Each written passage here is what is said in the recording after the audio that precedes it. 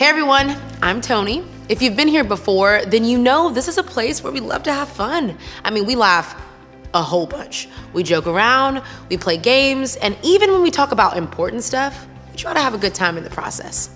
But I want to give you a heads up. Today, it's going to be a little hard to do because today's topic is something that a lot of people just don't like talking about. It's sad, it's heavy, it's confusing, and honestly, it could be really scary. But even though we might not want to talk about it, we need to. I mean, it's that big of a deal, y'all. And I know everyone here is mature enough to have a conversation about such a serious and sensitive topic. And that topic is suicide, okay? I'm sure a ton of emotions probably just flooded through this room when I said that. Some of you may feel uncomfortable or anxious maybe, or just like really sad. I mean, others of you may feel embarrassed or guilty or even angry.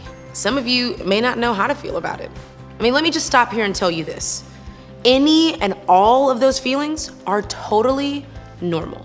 I don't know who in this room has already been impacted by suicide or how this conversation makes you feel. I mean, maybe you've been directly affected because someone you know has talked about or attempted to take their own life. Maybe you've lost someone to suicide or know someone who has. Or maybe you've struggled with thoughts about ending your own life. Maybe you're even thinking that this conversation doesn't really apply to you at all. Wherever you land with this topic, I want to ask you for a favor. Stick with me.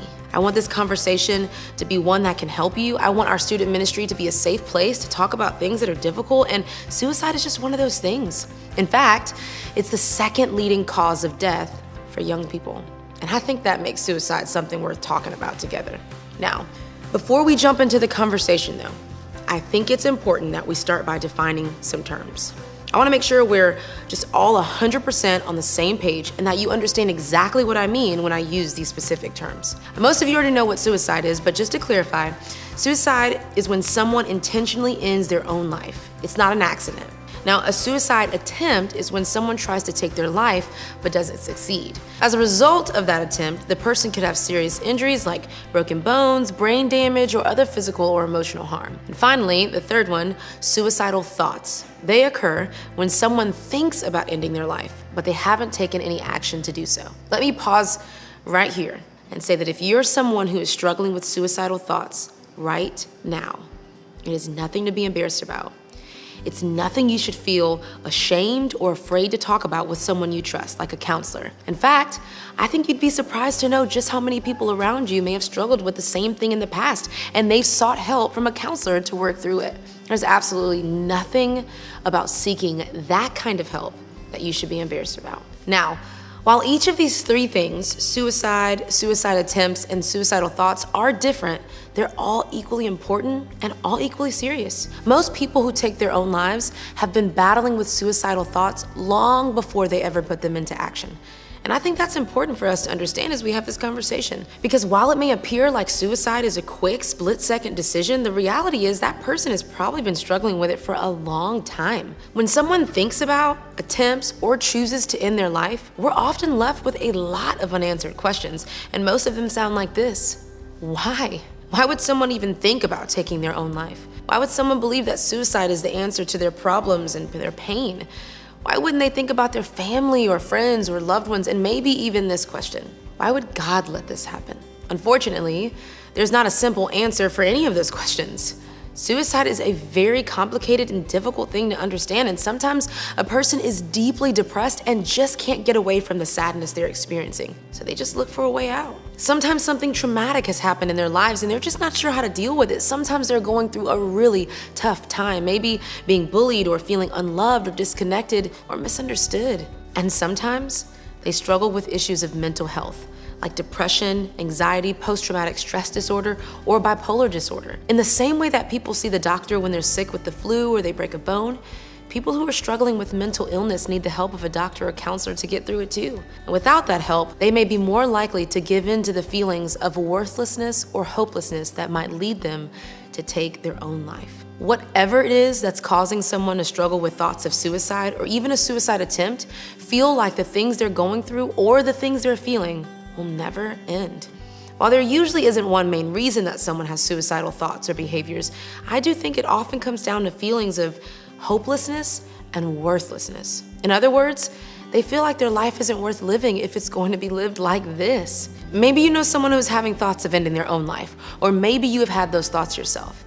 Maybe you've lost someone you love to suicide, or maybe you've simply seen stories in the news or on social media or on your favorite TV shows about it. No matter how your life has or hasn't been touched by suicide, I think we can all agree that it's a complicated issue. And honestly, it's one that often leaves us feeling really confused and really sad. Sometimes with suicide, there are just more questions than answers, and I, unfortunately, don't have all the answers when it comes to suicide. But I do know that we can look to God for wisdom, support, and love about anything, including a subject like this. So let's take a look at what the Bible has to say and see if we can maybe navigate this issue together. The Bible is made up of stories of people who lived and loved and struggled in the same ways that we do.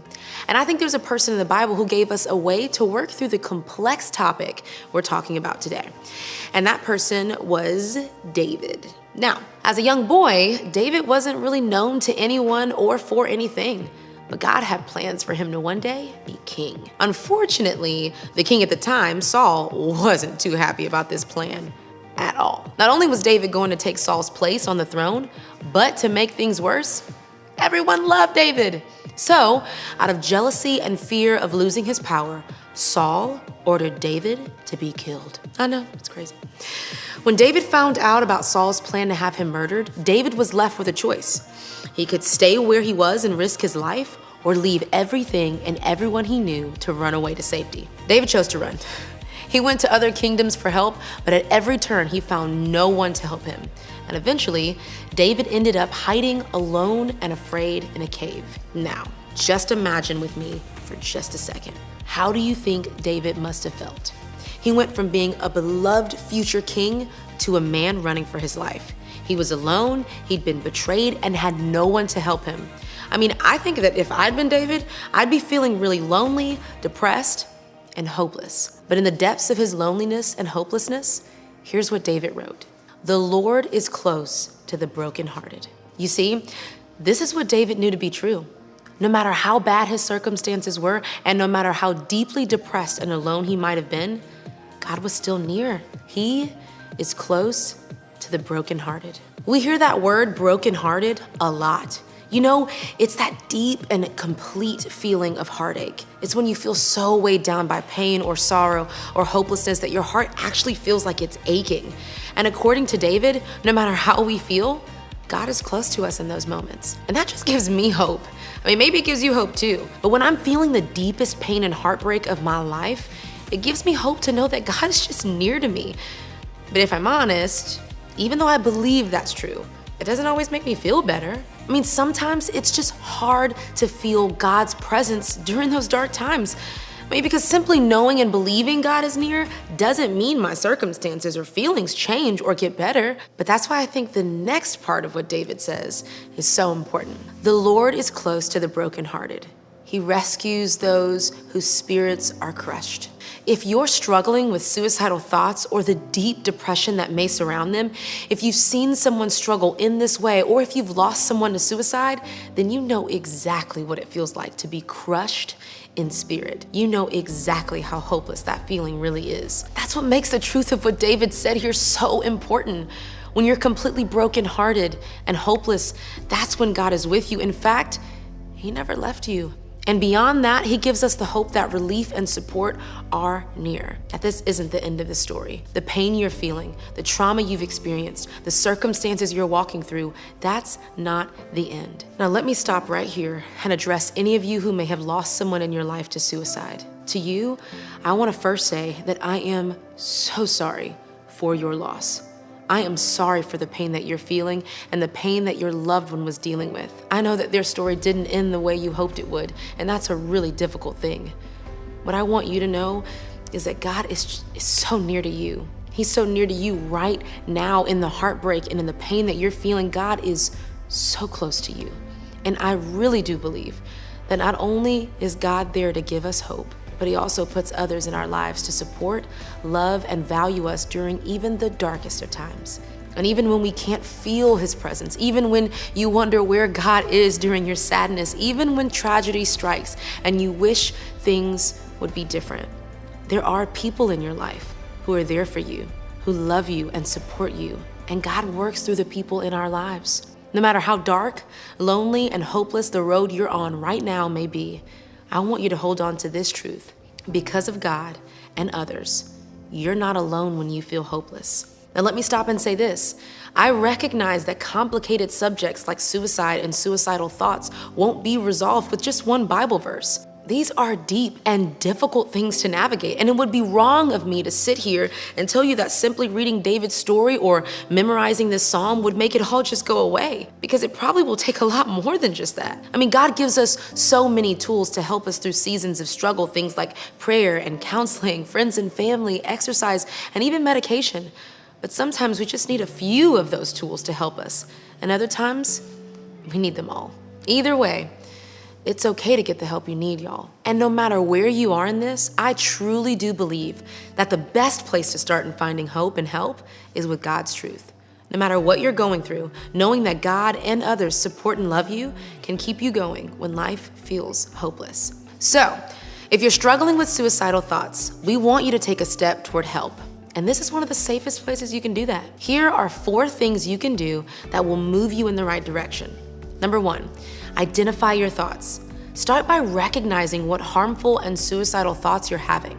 If you catch yourself repeatedly thinking about harming yourself or ending your life, you need to pause and recognize that no matter how often you may have thought it, these thoughts are not from God. They aren't healthy, and they should not feel normal. There's certainly nothing to be embarrassed about or ashamed of, but I do want you to know that acting on those thoughts is not the answer. Number 2, let someone in.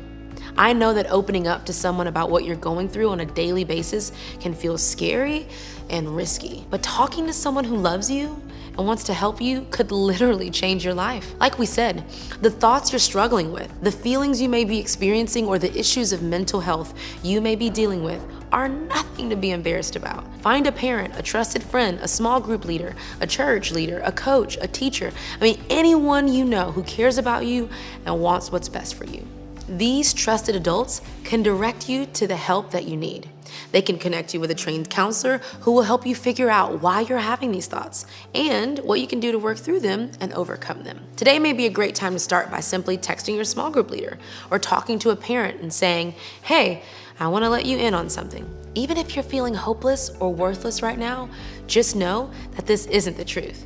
There are people in your life who love you, care for you, and want to help you get through whatever it is that you're going through. But they can't do that if you don't let them in. Number 3, protect your mind. Harmful thoughts can break into your mind the way a burglar breaks into a home. So in the same way we wouldn't leave our homes unprotected, we can't leave our minds unprotected either. We have to do things that keep our minds safe and our thoughts healthy.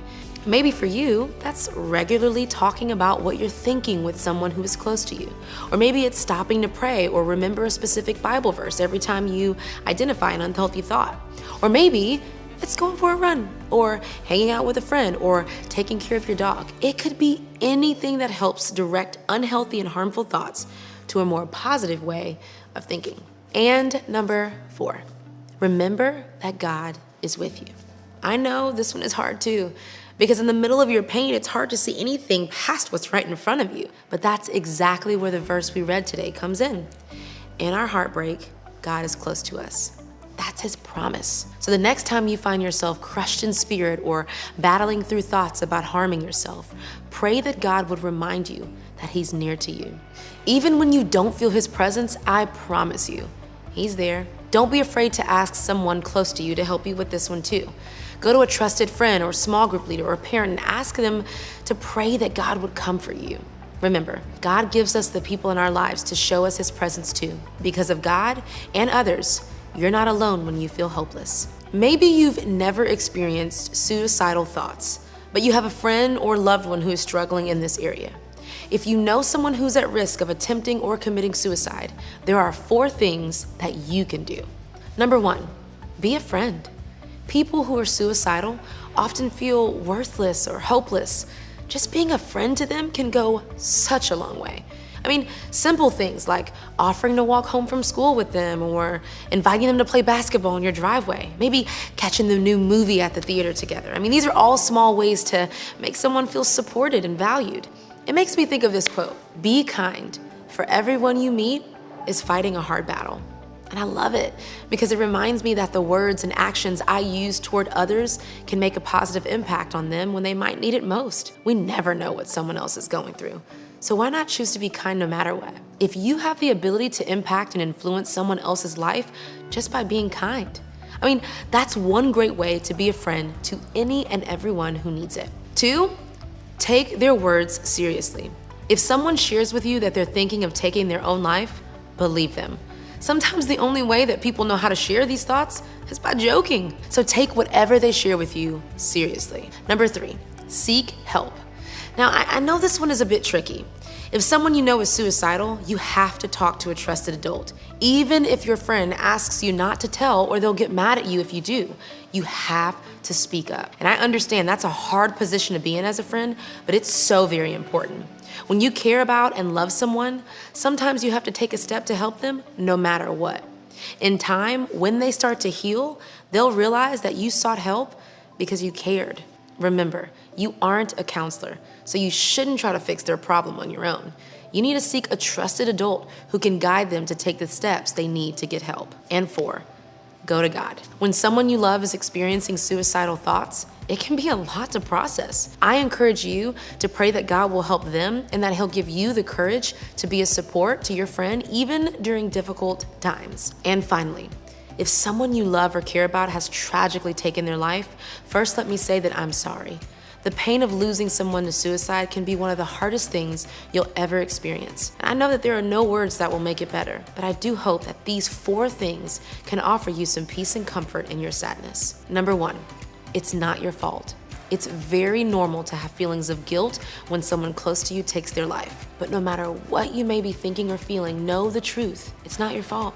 There's not a thing you could have said or done to change the outcome. It is not your fault. Number 2, it's okay to have a lot of feelings. When you experience loss from suicide, there are so many emotions and feelings that go along with that tragedy. There's no right or wrong way to feel.